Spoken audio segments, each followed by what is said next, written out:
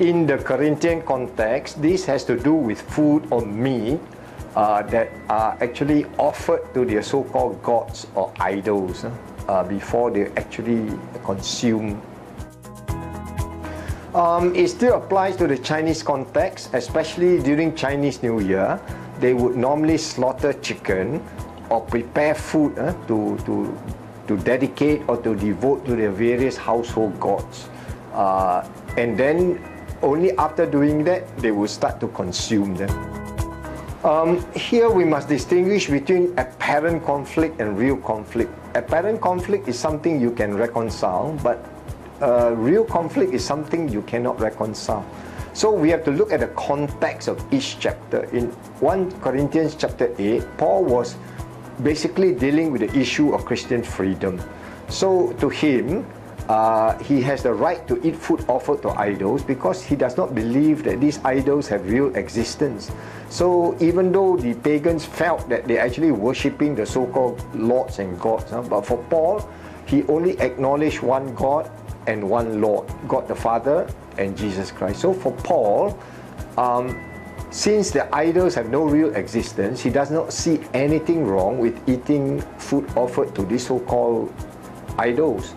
But at the same time, even in the exercise of Christian freedom, Paul was very mindful not to stumble a newly converted believer from that kind of background who still feels strongly that it is wrong to eat food offered to idols. So Paul had to take into consideration the newly converted brother with a weaker conscience, not to stumble him. So on that ground, Paul would choose not to exercise his freedom and his right to eat food offered to idols, but he would completely refrain.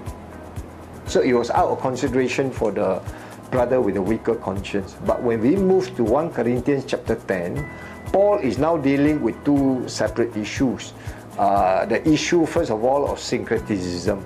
So for some Corinthian believers, they still do not see anything wrong with going to the temple of the idols to worship there and to partake of food offered to idols there.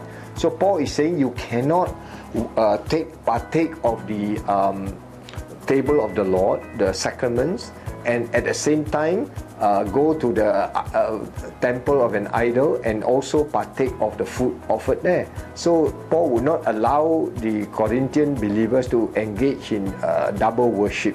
Okay, and secondly, when you move down to the end part, the later part of 1 Corinthians chapter 10, Paul is now dealing with the issue of evangelism.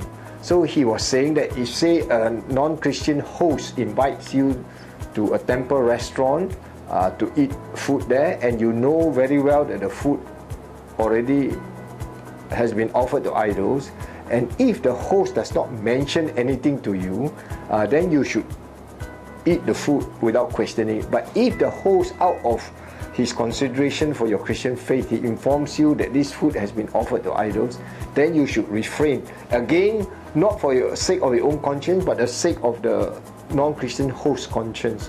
So on the grounds of evangelism, Paul would therefore allow a Christian to partake food offered to idols.